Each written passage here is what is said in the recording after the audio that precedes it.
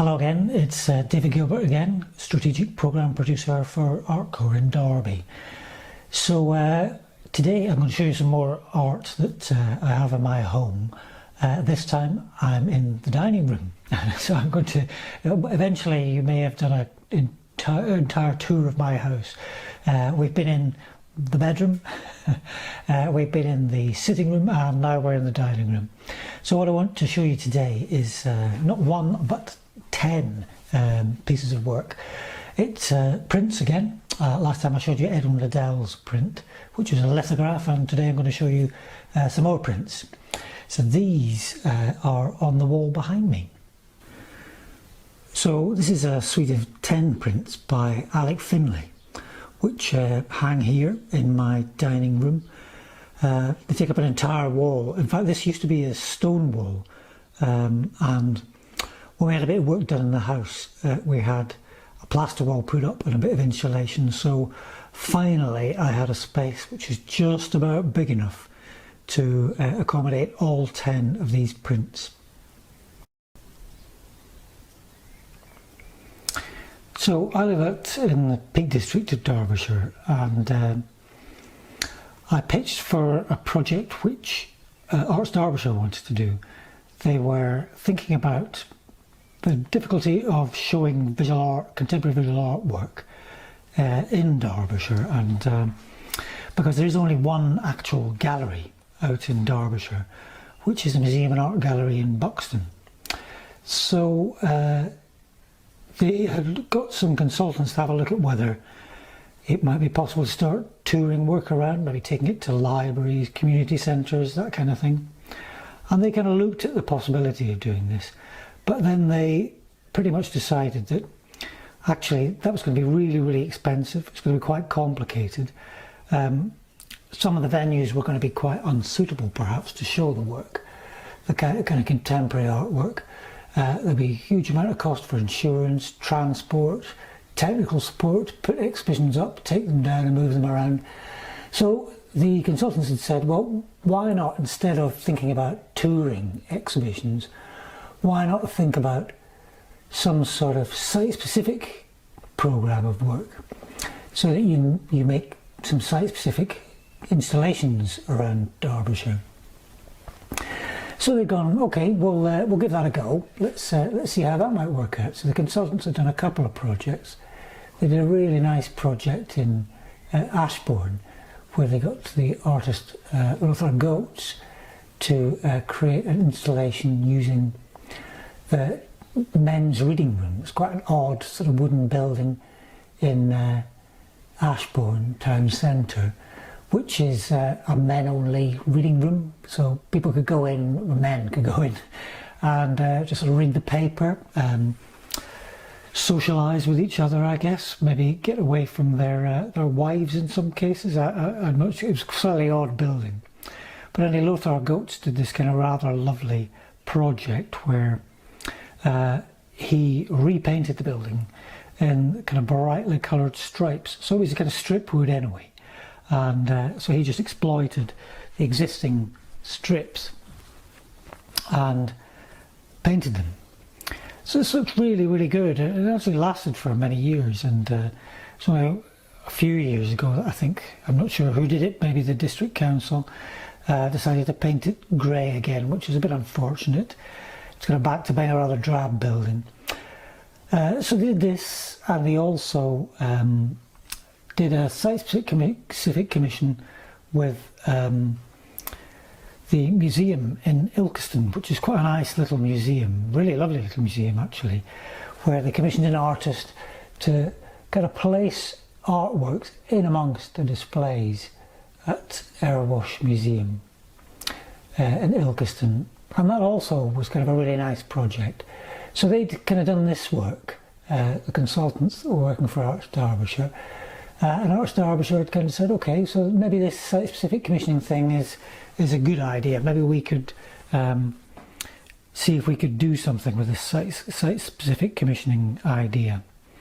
And I pitched for the work and got it. So I was able to spend nearly 2.5 years, almost 2.5 years, working on a whole series of projects some kind of quite large scale commissions and quite a lot of smaller ones, bit of work with some of the festivals. So I was also curating Worksworth Festival at the time, so I was able to kind of combine some of the work I was doing with Worksworth Festival with the site-specific commissioning work that I was doing for Arts Derbyshire, which kind of worked really, really well. One of the projects, each of the kind of main 2 years, we had a main commission, and what I was kind of interested in was this sort of idea that Derbyshire is kind of much photographed, painted, and so on. So actually, we probably didn't really need any more pretty pictures of Derbyshire. There are an awful lot of those. So I thought, well, what would be more interesting would be to kind of explore what Derbyshire is really like, to sort of reveal other aspects, hidden aspects, perhaps maybe not the pretty things, sometimes the ugly things or the unusual things, rather than kind of going down a very traditional making pretty pictures type of route. So the brief that I put out to artists was kind of focused on that, really, that we didn't want to just look at beautiful landscape. We wanted to explore the kind of more complex and complicated place that was Derbyshire. And Alec Finlay was one of the artists who responded to the call out for the main commissions. And his project was called White Peak, Dark Peak, coincidentally the same title as Paul Hill, the photographer's kind of fairly famous photographic project from a long time back. So the idea that Alec proposed was that rather than create visual images, he would create word-based images. So he wanted to work with poets and to map out places around the Peak District which the poets would visit, and they would either walk or they would look at a view from a point on that walk, and they would write about it. In the end, he worked with 13 poets, a really kind of interesting group of people, all of them Derbyshire based or with very strong Derbyshire connections. So it was very much a kind of collaborative project. And what he ended up doing was using what he calls letterboxes. So these are a little bit like a bird box, really, and we mapped out through a kind of whole series of visits that he made where we toured around and looked for these spots. We mapped out 20 locations, which could be points where a letterbox could be located, and then the walks and the views that surrounded it that were in that area could all be accessed when you're in that area. It was quite important that all of the letterboxes were in places that could be quite easily reached, so you didn't have to be dedicated mountaineer, climber, or even a rambler to find them. They were close to roads, quite often in car parks and so on, spread around the Peak District. So the idea was that you would find one of these letterboxes, you'd open it up, and inside, on the inside of the lid, was a QR code. So with QR you can kind of embed the URL of a website, and that's exactly what we did. At each of the sites you could, we also had to make sure there was some kind of phone signal in all of the places where we put the boxes. But from each of the boxes you could scan the QR code, and all of the audio of the poems being read by, actually one of the poets read all of the work, was downloadable. So that would all be downloaded onto your phone, and then you could then listen to it at the place where the poet had been. The thing that was kind of interesting about that, of course, was that you might be there in December with snow on the ground, whereas the poet might have been walking there in May with bluebells blooming in the wood. So, you know, you could experience something that wasn't possible to actually see when you were there, another view. And that's really what it was all about, was different views, different viewpoints.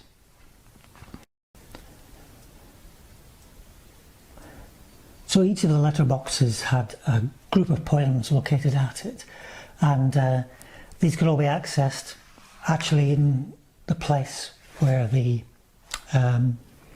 box was. This is what Alec wrote to kind of describe the project. This is a poem itself, and Alec usually uses a form called renga, which was used by Basho, the Japanese poet Basho, who kind of famously described journeys, a journey he took with another poet. So this is in the form of a poem. Skylines. Each poet is a view. Walking the skyline always changes. Without outline there is no shape. Brooks to walk to, rivers to walk along. A poem is an open fold. A poem is a niche. This is our poem Tom Tom. Less than the whole dale gets in the poem. Our views won't replace your views. The signposts, not the footpath. The tors cast stone as celebrity. Next time you walk this. New thoughts, old paths. Old paths, new thoughts. A walk does the eyes good, like a poem does the mind. Nature is the cone, the cube and the peak, after Cézanne. Speculating beyond land that's private or public. Sunbathing, mountaineering, pursuits have to be invented. Hikes and haiku extend the mind, bending habits into particulars. Hill farming is a colloquium of specialisms. Each car has an A to Z torn on the page spread for home. So that was kind of a poetic, kind of series of statements, I suppose, that gives you a good idea of what the project was really about.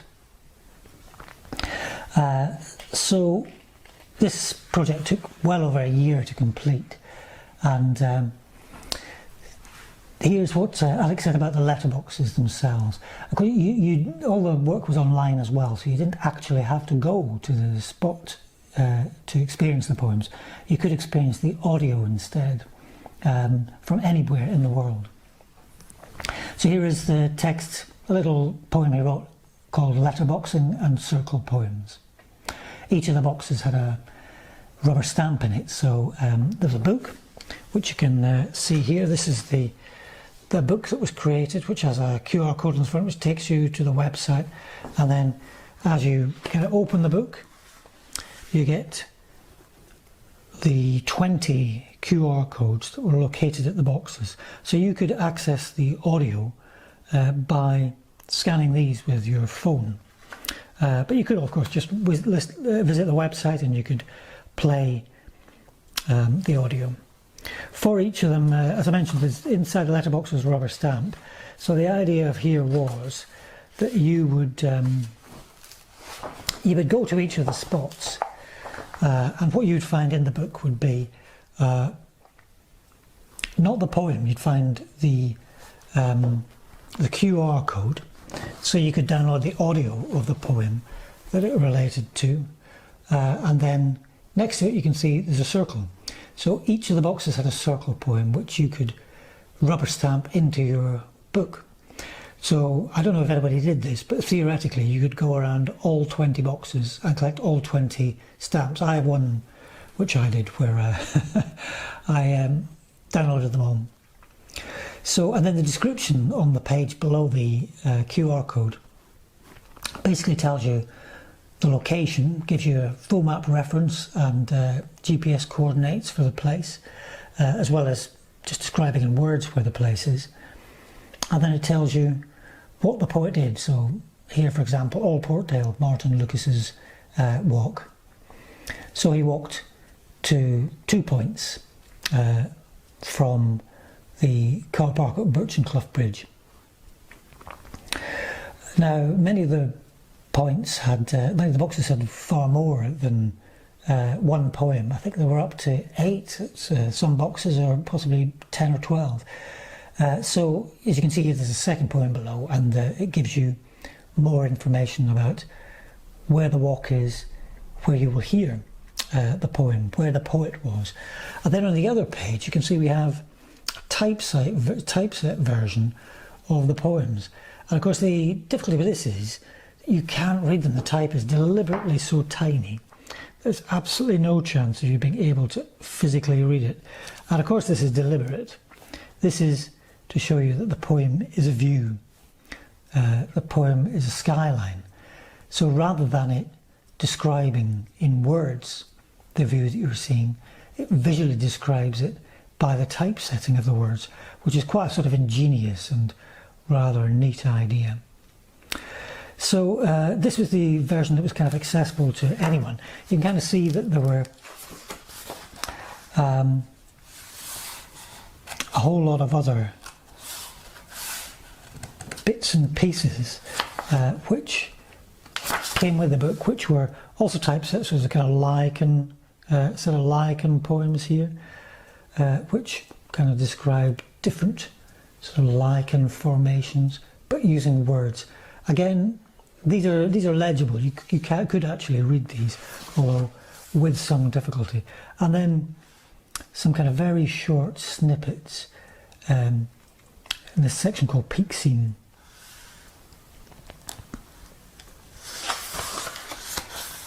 So Alec wrote these poems for the book.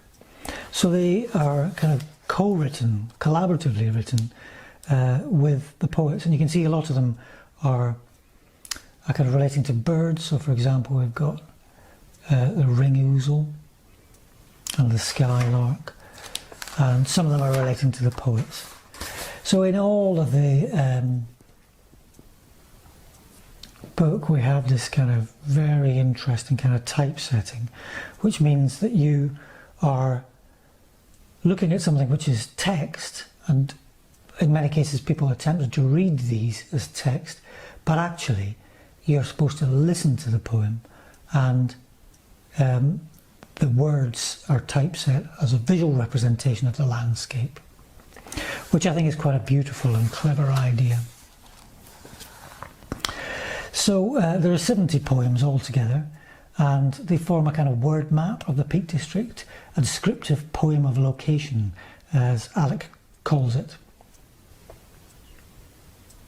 I'll read you Alec's description here of the project, which is a little more straightforward perhaps than the description I've given. So White Peak, Dark Peak.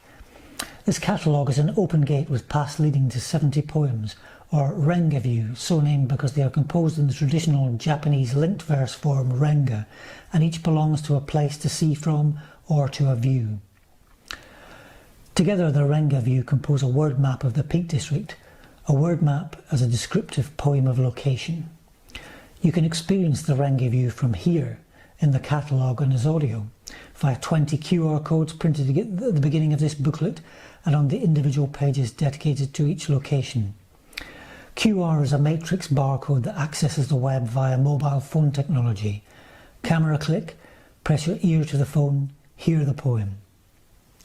You can experience the renga views there on the White Peak, Dark Peak website, which displays the topographical poem typographically, with the lines laid out to follow along the skylines which characterise the peak: tor, dale, hill or standing stone.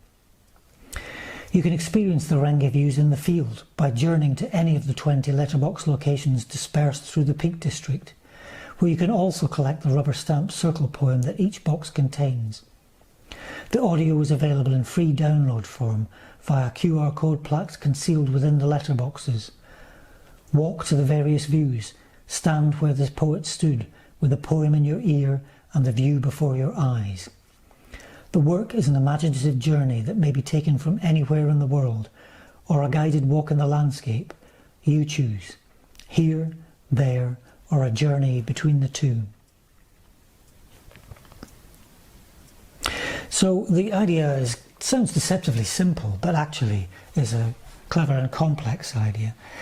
It was intended to be a temporary project, so these 20 boxes, which we installed, or which I installed all over the Peak District, were intended to be temporary. We didn't expect that these would last for any great stretch of time.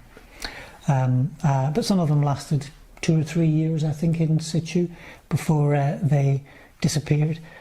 Some became used for other things. I was quite amused to discover when I visited one at Surprise View Car Park to find that inside it there was a little scrap of paper which said, blue group, we're exhausted, please send food. So some people doing Duke of Edinburgh Ward had left a little note in there with the time and date that they'd been there and kind of a plea to be rescued from their dreadful walking expedition. And I also found a treasure hunt clue in there, which is something like Treasure Island, page 56, line 17, word 4. So the boxes kind of became adopted for other purposes, and that was kind of rather lovely piece of the project, I think. So the prints that I have at home are actually handwritten by Alec, or based on handwritten versions by Alec of some of the poems, and they sort of describe visually and in words the landscape.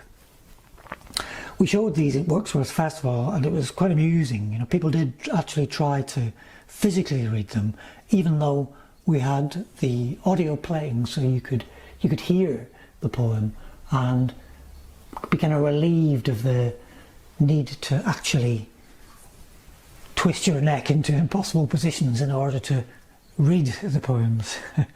So I thought I'd show you this today. I kind of love these prints. I've had them probably only on the wall for the last 2 years, although I've had them for quite some time. So they're kind of fitting for the moment where we haven't been able to go out into the landscape. So these have been a way of virtually exploring the landscape, of seeing another's view of the landscape of the Peak District without ever having to go there.